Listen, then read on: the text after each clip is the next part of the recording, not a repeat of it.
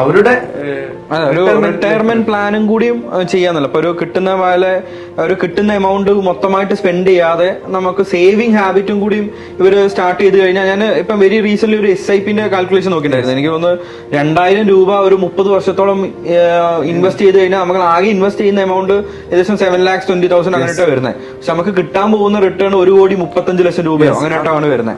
അപ്പൊ അത്രയും ആ സിസ്റ്റമാറ്റിക് ആയിട്ട് നമ്മൾ ഇൻവെസ്റ്റ്മെന്റ് അല്ലെങ്കിൽ സേവിങ് പ്ലാൻ വരുന്ന സമയത്ത് വലിയ ഡിഫറൻസുകൾ ഉണ്ടാക്കി തരും. ഈ 2000 രൂപ എന്ന് പറയുന്നത് പ്രവാസികളെ സംബന്ധിച്ചൊരു UAE കണക്കെടുത്ത് നോക്കണത് 100 ദിർഹമാണ്. അതെ, 100 ദിർഹം ഇല്ല അവിടെ. നമ്മള് സിമ്മിന് ഏകദേശം 250 ഡാറ്റക്ക് 250 ദിർഹം കൊടുക്കേണ്ടി വരുന്നുണ്ട്. ചെറിയൊരു എമൗണ്ടാ.